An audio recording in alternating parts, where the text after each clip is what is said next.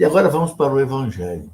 O Evangelho, Mateus 17, de 1 a 9, Jesus fala da transfiguração. Vamos ler e vamos meditar. Naquele tempo, Jesus tomou consigo Pedro, Tiago e João, seu irmão, e os levou a um lugar à parte, sobre uma alta montanha. E foi transfigurado diante deles. O seu rosto brilhou como o sol, e as suas roupas ficaram brancas como a luz. Nisto apareceram-lhe Moisés e Elias conversando com Jesus. Então Pedro tomou a palavra e disse: Senhor, é bom ficarmos aqui. Se queres, vou fazer aqui 3 tendas, uma para ti, outra para Moisés e outra para Elias. Pedro ainda estava falando quando uma nuvem luminosa os cobriu com sua sombra. E da nuvem uma voz dizia: Este é o meu filho amado, no qual eu pus todo o meu agrado. Escutai-o. Quando ouviram isto, os discípulos ficaram muito assustados e caíram com o rosto por terra. Jesus se aproximou, tocou neles e disse: Levantai-vos e não tenhais medo. Os discípulos ergueram os olhos e não viram mais ninguém, a não ser somente Jesus. Quando desciam da montanha, Jesus ordenou-lhes: Não conteis a ninguém esta visão, até que o Filho do Homem tenha ressuscitado dos mortos. Palavra da salvação, glória a vós, Senhor. É preciso a gente entender esse episódio da transfiguração dentro do contexto em que ele aconteceu. Veja, é o capítulo 17 de São Mateus. O que acontece? O que está narrado no capítulo 16, no capítulo anterior? É importante para a gente entender. Jesus, ele está indo para Jerusalém. É a última viagem de Jesus para Jerusalém. Ele sabe que ali ele vai morrer. Então, ele revela.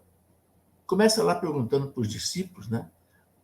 Na Cesareia de Filipe, quem dizem os homens que eu sou? E aí começaram a dizer, uns dizem que o senhor é João Batista, outros dizem que o senhor é Elias, outros dizem que o senhor é o profeta. E vocês? Para vocês, quem eu sou? Então Pedro, iluminado pelo Espírito Santo, disse: Tu és o Cristo, o Filho de Deus vivo. Pedro acertou em cheio. Porque o Pai revelou, a ponto de Jesus dizer: não foi o sangue nem a carne que te revelaram isso. Ou seja, não é você, não é a sua natureza. É meu Pai que está no céu. Por isso eu te declaro: tu és Pedro, sobre essa pedra edificarei a minha igreja. As portas do céu nunca prevalecerão contra ela. Tudo que você ligar na terra, eu vou ligar no céu. Pronto, Jesus estava já indo para Jerusalém para morrer. Então agora ele institui Pedro como chefe da igreja, né? E logo em seguida ele começa a falar para Pedro que ele vai passar pela paixão. Então, indo para Jerusalém, o Filho do Homem vai ser preso, vai ser torturado, vai ser morto pelos anciãos, pelos doutores da lei. E Pedro começa a chamar a atenção de Jesus, né? Nada disso, Senhor. Para com isso. Chamou Jesus à parte e começou a repreender Jesus. E Jesus, né, fala para ele: afasta-te de mim, Satanás. Os teus pensamentos não são os pensamentos de Deus. Você quer me afastar da cruz, que é a salvação da humanidade. É a mesma coisa que o demônio quis fazer comigo lá no deserto, na tentação do deserto. Os apóstolos não entendiam Jesus falar que ia passar pela paixão, porque na cabeça deles, o Messias era triunfante, glorioso, político extraordinário que ia devolver a Israel a salvação, mas não a salvação espiritual, uma salvação terrena. Voltariam a ser aquele apogeu do tempo de Davi, de Salomão, iam vencer o Império Romano, né? Mas não era essa a salvação que Deus trouxe. Jesus veio trazer a salvação do pecado. Ele é o Cordeiro de Deus que tira o pecado do mundo. Então Jesus repreende Pedro, afasta-te de mim, Satanás. Ele não quer dizer que Pedro é Satanás, que Pedro estava dominado. Quer dizer que Satanás tinha envenenado todo o povo judeu e também os apóstolos, com essa mentalidade errada. E aí, então, eles vão para Jerusalém, e Jesus sabia que quando ele fosse morrer na cruz, os apóstolos iam ficar apavorados, iam ficar desesperados. Então Jesus mostra para eles a sua divindade. Então sobe com eles o Monte Tabor. Quando a gente vai lá na Terra Santa, visita a Terra Santa, lá na Galileia, o Monte Altíssimo, você consegue subir uma parte, né, de carro, né, até lá em cima. Impressionante. Lá você enxerga toda a Galileia. Jesus quis fazer uma coisa para ninguém ver, porque se transfigurou. Diz aqui o Evangelho que o seu rosto brilhou como o sol. Imagina, o rosto brilhar como o sol. E as vestes brancas. Então ele tinha que fazer isso realmente longe de todo mundo, porque ele não queria que ninguém soubesse. Tanto assim que, quando ele desceu lá do monte, né, quando desceram da montanha, Jesus ordenou-lhes: não conteis a ninguém esta visão, até que o Filho do Homem tenha ressuscitado dos mortos, só depois. Bom, por quê? Porque não queriam que fizesse dele um Messias errado. O Messias político, como eu já falei aqui, um Messias tipo desse Messias da teologia da libertação. Não, não é isso que eu quero. Bom, então se transfigura. E aí o Evangelho diz que aparece Elias e Moisés. Alguns perguntam, como é que pode Elias e Moisés aparecer se eles já tinham morrido? Deus pode permitir que uma alma apareça. E que seja, inclusive, visível. Muitos e muitos santos tiveram visão de almas. E não só santos, mas houve pessoas que viram a aparição de alma do purgatório. Cheio de exemplos na história da igreja. Então Deus permitiu que a alma de Elias e de Moisés, que estavam na mansão dos mortos, porque o céu estava fechado, ainda não tinha ninguém no céu. Elias não estava ainda no céu, nem Moisés, mas apareceram diante de Jesus. E Jesus no meio. É interessante a narração. Jesus no meio quer dizer o quê? Ele é mais importante do que o Elias, que é o maior de todos os profetas do Antigo Testamento, e maior do que Moisés, que é o legislador. Então está a lei e os profetas. E Cristo no meio. Ele é o grande profeta, ele é o grande legislador. E eles estavam conversando com Jesus. Agora, é interessante que São Mateus não contou o que eles estavam conversando com Jesus, mas São Lucas conta. Quando São Lucas narra isso, né, São Lucas conta, né, lá no capítulo 9 de São Lucas, versículo 31, se você for lá ver, São Lucas diz que eles conversavam, que falavam da morte que Jesus ia sofrer em Jerusalém. Mateus não narrou isso, mas Lucas narrou. Elias e Moisés conversando com Jesus sobre a paixão de Jesus e morte e ressurreição. Impressionante. Então, a transfiguração, meus irmãos, mostra isso, né? Jesus quis mostrar sua glória para que eles não se desesperassem depois, né? E Pedro ficou tão satisfeito ali que queria fazer 3 tendas. Uma para Elias, outra para Moisés e outra para Jesus. Isso mostra que realmente Pedro identificou na aparição Elias e Moisés. Identificou. Né? Pedro ficou tão satisfeito, por quê? Porque Pedro teve uma experiência do céu. Senhor, podemos ficar aqui. Mas Jesus disse, não, vamos descer. Depois que acabou a aparição, eles, né, diz aqui o texto que eles ficaram assim tão apavorados, tão assustados, né? Caíram com o rosto por terra, uma nuvem cobriu. A nuvem é o símbolo do Espírito Santo. E uma voz disse, este é meu filho bem amado, em que eu ponho toda a minha afeição, ouvi-o. Engraçado, quando Jesus estava para começar a vida pública, houve o batismo de Jesus. E o Pai falou: este é meu filho bem amado, em que eu ponho toda a minha afeição. Mas não falou ouviu. Agora, quando Jesus está no limiar da paixão, no limiar da vida pública, o batismo. No limiar da morte, da paixão, a transfiguração. E Deus fala: este é o meu filho bem amado. Ou seja, a mesma manifestação da Santíssima Trindade que houve lá no batismo de Jesus, porque ali o Pai se manifestou, o Filho estava ali e o Espírito Santo desceu em forma de pomba. Aqui na transfiguração também. O Filho está ali, o Espírito Santo é essa nuvem, e o Pai que fala: este é o meu Filho bem amado. Né? Ouvi.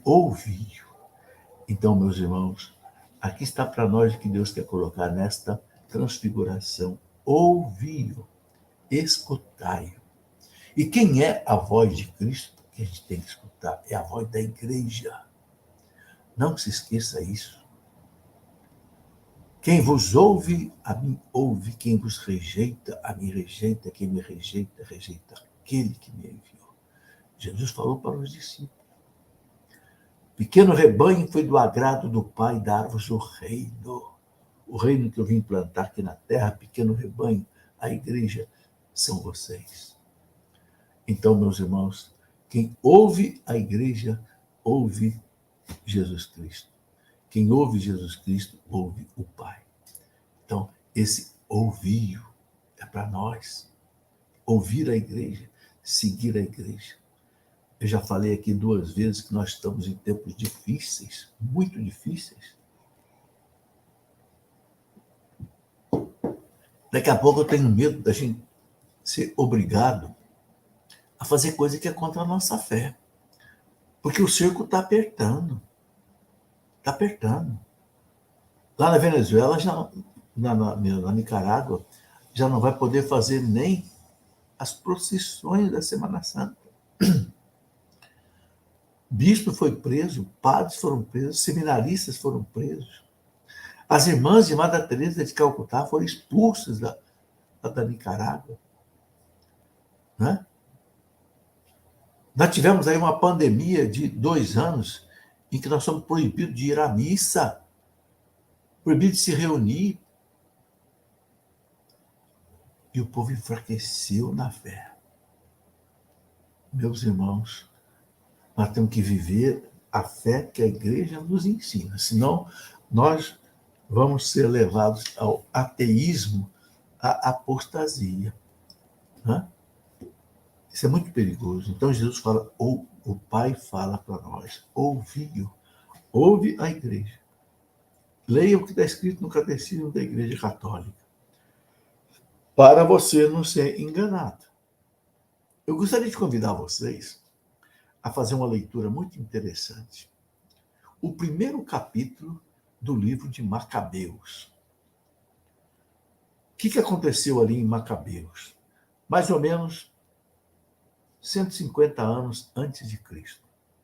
Um general pagão, Antíoco Epífanes, quis acabar com o judaísmo e implantou, inclusive, no Templo de Jerusalém, o que ficou sendo chamado de abominação da desolação. Simplesmente, onde ficava a Arca da Aliança, no Templo de Jerusalém, ele colocou uma imagem do deus pagão Zeus para os gregos, que é Júpiter para os romanos. Era a abominação da desolação. O Catecismo fala que a igreja, parágrafo 675, antes da vinda de Cristo, vai sofrer a pior perseguição. E Jesus fala, quando vocês ouvirem falar da abominação da desolação, está próximo o fim. Gente, vamos seguir a igreja. Vamos seguir o catecismo. Porque tempos difíceis nós estamos vivendo. E a quaresma é para a gente pensar nisso, pensar nesses sinais dos tempos. A máxima perseguição à igreja vai ser o quê?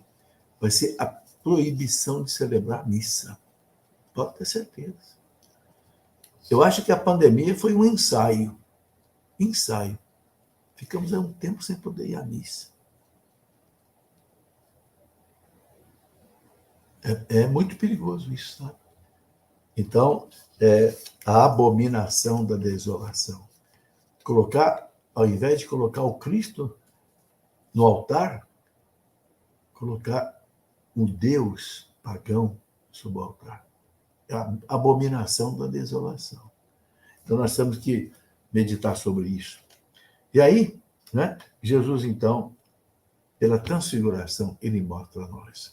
Eu gostaria de concluir essa reflexão lendo o que São Pedro falou depois, né? Na segunda carta de São Pedro, capítulo 1, no versículo 16, quando Pedro quer dar uma garantia assim da pregação apostólica dele, ele diz assim: na realidade, não é baseando-nos em hábeis fábulas imaginadas que nós vos temos feito conhecer o poder e a vinda de nosso Senhor Jesus Cristo, mas por termos visto a sua majestade com nossos próprios olhos, porque ele recebeu de Deus, Pai, honra e glória, quando do seio da glória magnífica lhe foi dirigida esta voz: Este é o meu filho muito amado, em quem tenho posto todo o meu afeto.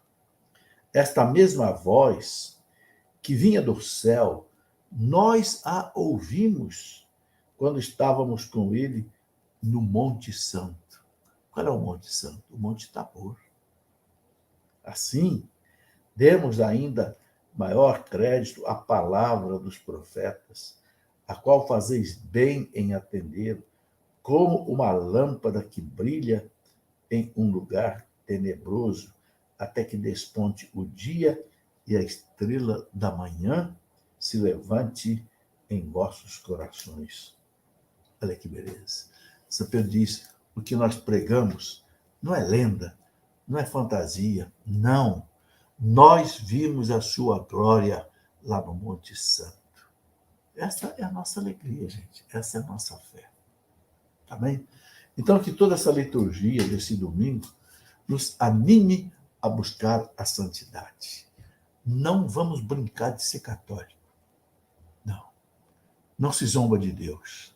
Não podemos viver uma vida tíbia.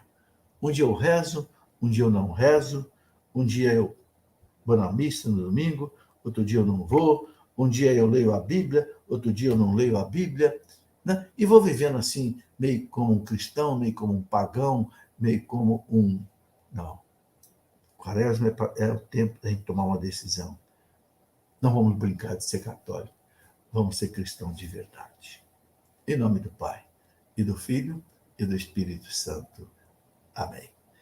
Um grande abraço, meus amigos. Até amanhã, se Deus quiser. Deus conceda a vocês todos uma noite abençoada e um domingo abençoado por Deus.